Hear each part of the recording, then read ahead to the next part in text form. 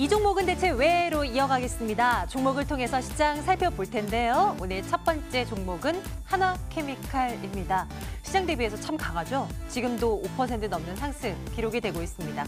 태양광 모듈 가격 상승, 이거 1년 한 3개월여 만에 있는 일이라는 분석들. 그로 인해서 단기적으로 상승할 만한 모멘텀을 확보했다라는 그런 분석들에 힘입어서 주가가 좀 올라가고 있습니다. 19,750원 현재 기록되고 있습니다. 조선주 중에 하나 볼까요? 현대미포조선인데요. 뉴스간에 있었습니다.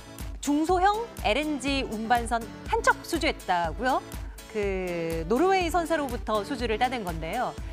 이 뉴스로 주가가 엄청난 급등을 보여주지는 않고 있지만 최근 들어서 조선업체들 중심으로 수주 소식이 잇따르고 있어서 좀 눈여겨볼 만한 뉴스 아닌가 해서 한번 챙겨봅니다. 56,900원 기록되고 있습니다. 매일유업 봅니다. 3분기 실적은 그렇게 좋지는 않았는데 4분기에는 개선될 것이라는 전망들이 나옵니다. 기존에 상당 부분의 이익이 잡혔었던 분말 있잖아요. 분유. 이것 말고도 유기농 제품 그리고 커피 이런 쪽으로의 매출도 잘 나오고 있다는 그런 분석입니다. 주가는 오늘 4% 가까운 상승 기록되고 있습니다. 요즘 부동산 시장 분위기가 심상치 않죠? 집값을 잡겠다라고 해서 정부가 나서고 있고 온갖 규제들이 나오고 있고 그 이후 이제 집값 떨어진다는 얘기들도 계속 나오고 있는 상황이고요. 좀 앞으로 당분간 어렵다라는 얘기들 많습니다. 이럴 때 건설주들 잘 안 가는데요. 대림산업이 오늘 장중 기준으로 52주 신고가를 또 찍습니다. 지금은 약보합선에 머물고 있는 그런 상황이네요. 96,100원. 앞으로 어떻게 볼까요? 챙겨보도록 하겠습니다. 넷마블 보겠습니다. 기대작이었던 블레이드 앤 소울 레볼루션이 오늘 국내에 정식으로 출시됐습니다. 근데 게임도 그렇고요. 영화도 그렇고 생각해보면 기대를 많이 했었을수록 그 게임이 출시가 된 당일이라든지 영화가 개봉된 당일에는 관련 업체들의 주가가 뚝 떨어지곤 합니다. 오늘 넷마블도 11% 넘는 급락으로 진행되고 있는데요. 앞으로 이거 이제 모멘텀 사라졌다고 봐야 되는 것인지 챙겨보도록 하겠습니다. 도이치모터스 보겠습니다. 오늘 자동차 완성차 업체도 좋고요. 부품주들도 좋고요. 심지어 BMW 딜러로 알려져 있는 이 도이치모터스도 흐름 괜찮습니다. 외국인 수급 꾸준히 들어오고 있는 상황이고요. 4분기 실적 자신감도 가져갑니다. 도이치모터스 5,660원 기록되고 있습니다. 현대차 볼까요? 독일에서 i30N에 대한 호평이 나왔습니다. 작지만 정말 강한 차라고 호평이 나왔다고 합니다. 독일의 유명한 자동차 전문지가 올해 스포츠카를 꼽았는데요. 그 순위를 매겼는데 소형차 부분 수입 모델에서 1위 기록했다고 합니다. 요즘 얼마 전에 미국에서 팰리세이드 공개했잖아요. 그리고 제네시스 브랜드에 대한 이미지도 참 좋고 해외에서 호평이 잇따르고 있는데 이게 실적으로 반영돼야 주가가 더 올라갈 텐데 말입니다. 오늘 시장 대비 강한 모습 나타내고 있긴 한데 이제는 관심 가져도 될지 챙겨보도록 하겠습니다. 네, 오늘은 라벨 인베스트먼트 송병주 전문가와 함께하도록 하겠습니다. 전문가님 안녕하세요. 네, 안녕하세요. 예, 네. 종목 얘기 나누기 전에 오늘 시장 얘기 좀 간단하게 짚어주셨으면 해요. 네네. 앞서서도 좀 잠깐 이야기를 하고 왔습니다만 오늘 시장에 낙폭이 커진 주 이유 가운데 하나가 이 화웨이 부회장의 미 정부로부터 체포를 당했다 이런 뉴스들이 전해지면서 시장 낙폭을 키운 거예요. 네. 그 이야기를 좀 챙겨주시면서요. 진짜 이게 악재로 될 만한 요인인지도 함께 좀 챙겨주세요.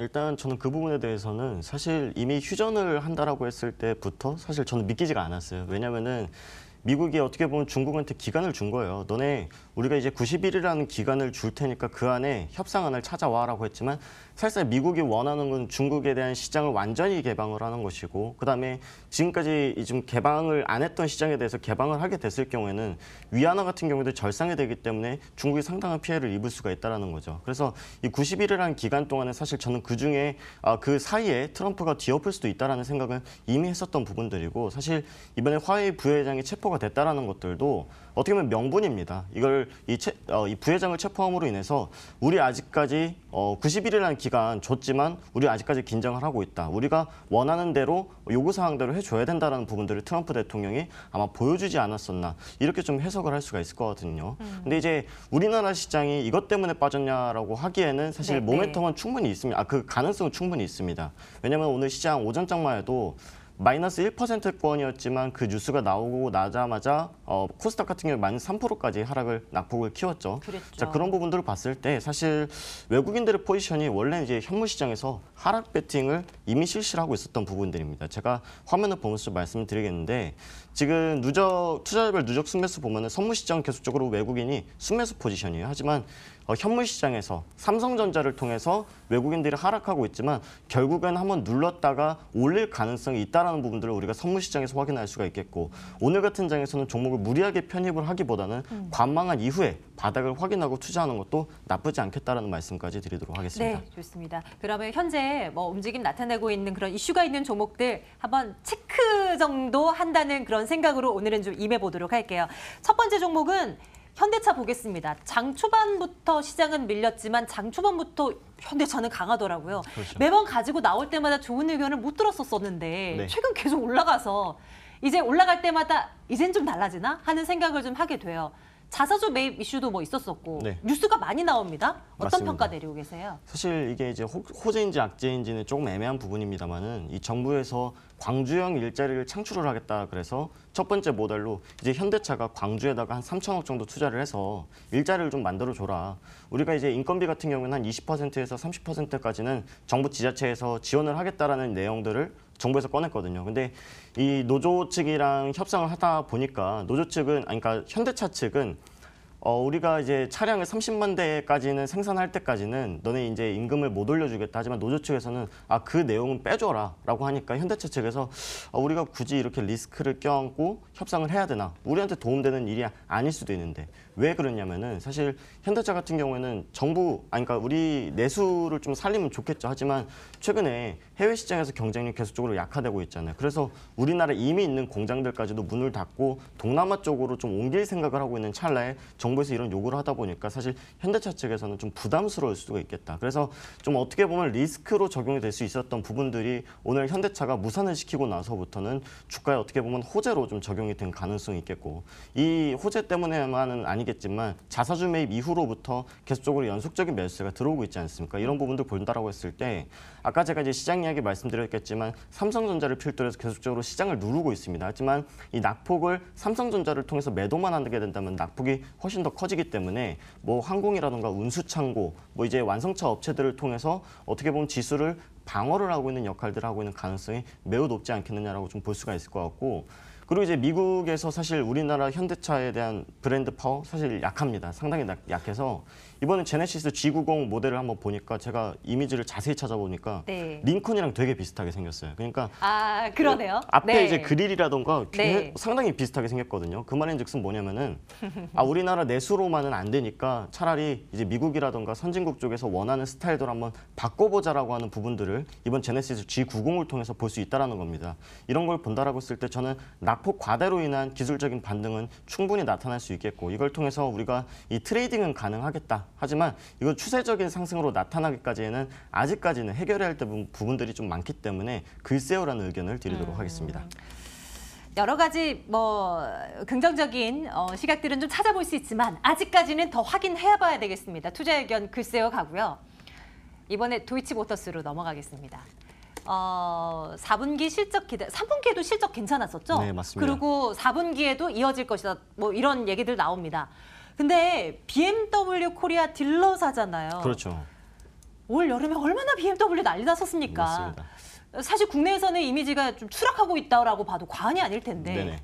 판매가 괜찮았을까요? 이에 대한 것도 무시를 못할 텐데요. 사실 이제 도이치모터스가 이번 3분기 실적이 좋았다는 게 저도 좀 놀랐는데 왜 이유가 뭐냐면은 원래 이제 사실 BMW 화재 사건 이후로부터 판매량 상당히 많이 떨어졌어요. 근데 실적이 오른 이유가 뭐냐? 이제 리콜을 하지 않습니까? 자동차를 리콜을 하면 그걸 수리를 해야 되는데 수리를 전문적으로 하는 사업부를 따로 가지고 있어요. 전체 매출에서 한 30% 정도는 이제 AS 사업부를 가지고 있기 때문에 거기에 대해서 실적이 상당히 좀 뒷받침된 부분들이 있겠고 그리고 앞에서 우리가 현대차에 대한 이야기를 좀 했었지만 이 현대차, 기아차라던가 우리나라 완성차 업체들에 대한 경쟁력이 약화된 이유에 있어서는 우리나라 IMF 이후부터 시장이 상당히 많이 개방이 되었죠. 그러고 나서부터 수입차 상당히 많이 들어왔습니다. 독일차, 미국차, 일본차 들어오면서 우리나라 완성차 업체들과 경쟁이 상당히 심하게 되었다는 부분들이죠. 그래서 최근에 이제 젊은 층들 보면은 사실 이 리스라던가 뭐 할부 통해서 외제차 쉽게 구매하시는 분들도 많이 봤거든요. 그러니까 아직까지는 이 외제차에 대한 선호도가 상당히 높고 BMW가 화제가 났다라고 그래서 이것을 뭐 구매하려고 했던 사람들이 포기하는 부분들도 있겠지만 난 그래도 BMW 하시는 분들 아직까지 팬은 많다라는 부분들이 도이치모터스를 통해서 우리가 볼 수가 있을 것 같고 그다음에 이제 자동차 사업뿐만 아니라 AS 사업이랑 자동차 사업뿐만 아니라 도이치 오토월드라는 사업부를 또 개설을 했어요. 지금 네. 저희 스튜디오 왼쪽에 보시면 또 국회의사당이 있는데 국회의사당보다 좀 더 큰 부지를 매입을 해서 도이치 오토월드를 설립을 했습니다. 그럼 뭐예요? 거기는 이제 두 가지예요. 중고차 판매 단지 그리고 이제 임대 사업을 같이 하고 있어서 네. 도이치모터스에서 좀 부족한 사업에 부족한 매출에 대해서 오토월드에서 좀 메꿔주고 있는 부분들이 확인이 되고 있다. 그래서 이 도이치 모터스에서 판매하고 있는 BMW라든가 미니 판매량은 급감했지만 기저효과로 인해서 저는 다시 한번 좀 증가될 수 있는 가능성이 있다라고 보고 있고요.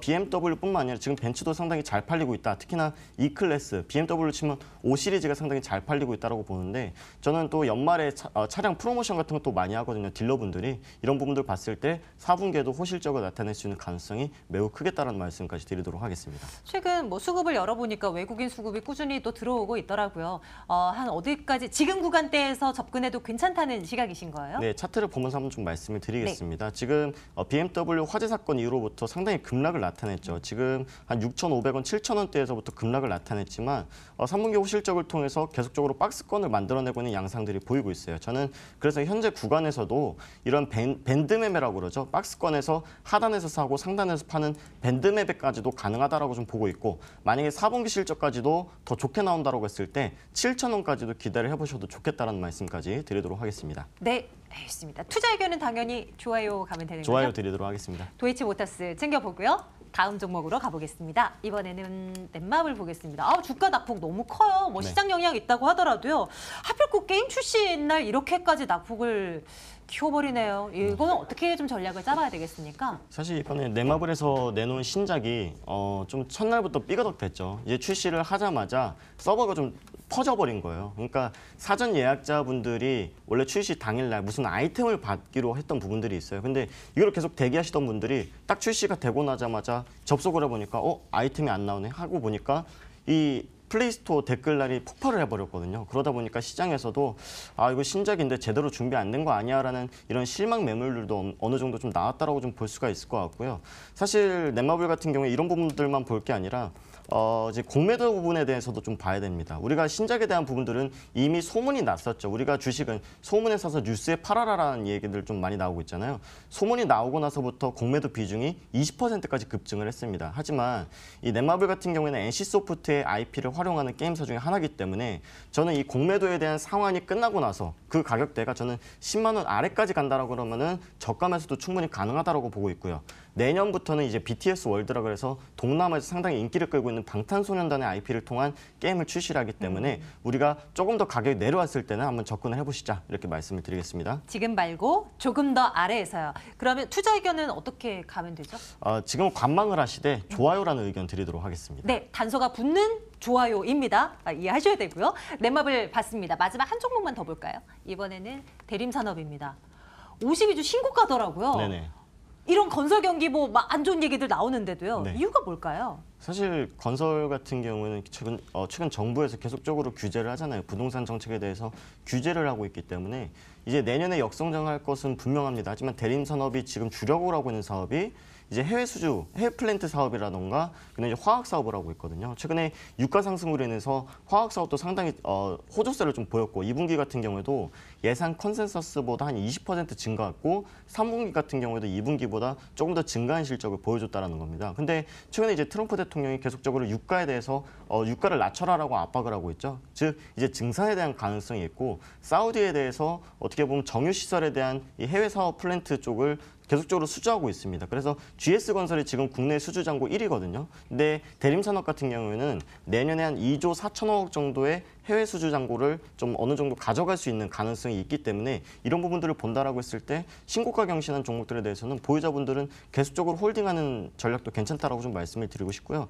차트를 보면서 좀 말씀을 드릴게요. 지금 월봉산 볼 때 상당히 오랫동안 쉬었습니다. 한 5년 동안 쉬었죠. 현대건설 같은 오랜 기간 경우는 동안 빡스네요. 그렇죠. 이제 현대건설 같은 경우 운도 좋게 남북경협 테마로 묶이면서 맞아요. 한번 시세를 네, 줬잖아요. 네. 이게 건설주 같은 경우에는 보통 퍼가 10배가 안 돼요. 우리나라 이 웬만한 산업 중에서 가장 저평가되어 있는 산업 중에 하나가 건설사고 그중에서 실적이 잘 나오고 있는 대림산업 같은 경우에는 다시 한번 슈팅에 나올 수 있는 가능성이 높다라고 좀 보고 있습니다.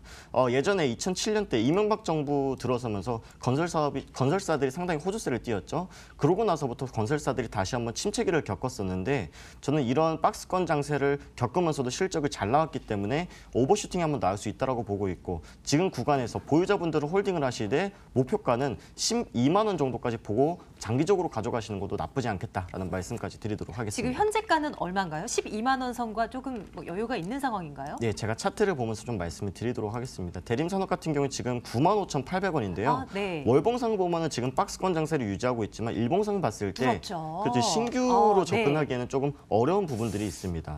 그래서 제가 매수가 가능하다라고 좀 말씀드리고 싶은 구간은 한 93,000원 부근대 저번 5월 달에 만들어냈던 윗꼬리 때 접근을 하시면은 단기적이든 장기적이든 수익을 좀 보실 수 있겠다는 말씀까지 드리도록 하겠습니다. 좋습니다. 그럼 조금 조정 시 매수 관점으로 보되 투자 의견은 글쎄요, 좋아요. 어떤 걸로 갈까요? 좋아요로 갈까요? 드리도록 하겠습니다. 예, 좋습니다. 그리고 조금 여유 있는 호흡으로 한 12만 원 구간대까지 올려다보는 전략 대림산업 잡아봤습니다. 내일장까지 좀 흐름 좋겠다, 더 봐도 된다는 종목 한 가지만 고른다면요?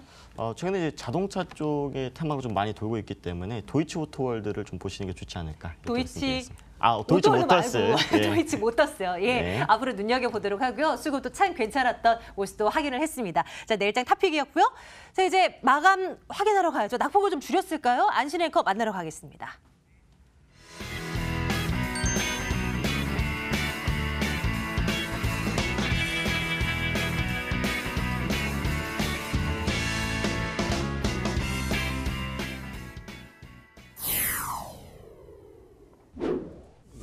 얼어붙은 투자 심리에 코스피, 코스닥 모두 하락세가 포착이 되고 있습니다. 호가 부근 살펴보도록 하시죠.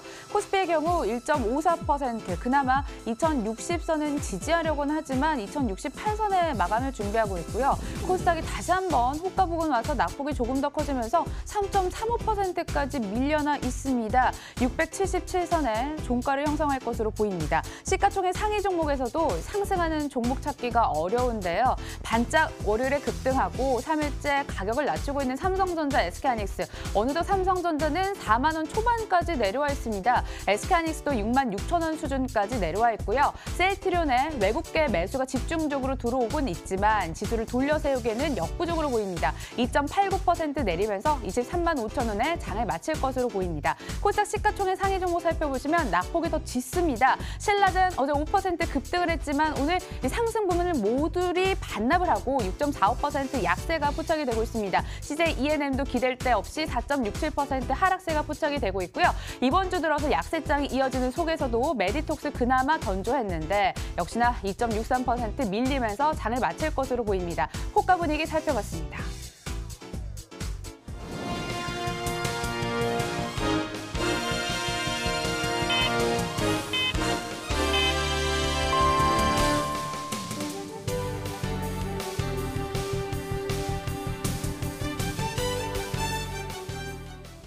(12월 6일) 마감 상황입니다. 국내 증시를 둘러싼 대외 악재들이 켜켜이 둘러싸여 있는 상황입니다. 미국의 장단기 국제금리가 역전되는 등 경기 침체 우려감이 따르고요. 미국과 중국의 협상이 불확실성이 또 따르고 있는 상황입니다. 더 나아가 유럽에서 브렉시트 우려감까지 감돌지만 국내 증시를 더 붙잡아두기에는 모멘텀이 아쉽다라는 분석도 일고 있습니다. 결국 지수는 3일째 가격을 낮추면서 코스피 2067선의 종가를 형성했고요. 코스닥은 679선까지 밀려나면서 마감을 지었습니다. 수급 살펴보도록 하죠. 외국인이 현선물 시장에서 모두 매도를 외쳤습니다. 코스피 시장만도 3,876억 원의 매도를 기록을 했고요. 그 물량을 고스란히 떠받든 건 개인 3,817억 원의 매수 우위를 기록했습니다. 코스닥에서도 어김없이 외국인은 팔았습니다. 898억 원, 기관도 비슷한 물량을 내놓으면서 848억 원을 팔았고 개인만이 또 사자를 외치면서 1,775억 원의 매수 우위를 기록했습니다. 시장이 이렇게 급격하게 어두워지다 보니 경기 방어적인 성격을 가진 섹터로 매수 심리가 살아났는데 통신주 살펴보시죠. KT 0.5% 시장 대비는 견조한 모습으로 마감을 지었고요. SK텔레콤은 2% 가까운 상승으로 28만 7,500원의 종가를 형성했습니다. 다음 테마도 함께 살펴보실까요? 파이프 관련주가 테마 성격으로 상승을 했는데요. 일산 백석동에서 일어난 온수관 파열 사고로 노후 지하시설물에 관련해서 다시 한번 점검이 들어가지 않을까라는 기대감으로 심리가 살아나면서 종목들이 상승세를 보였습니다. 한국주철관 5.8%의 급등, 동양철관도 4.68%까지 뛰어오르면서 종가를 형성했습니다. 마감 분위기 함께 돌아봤네요.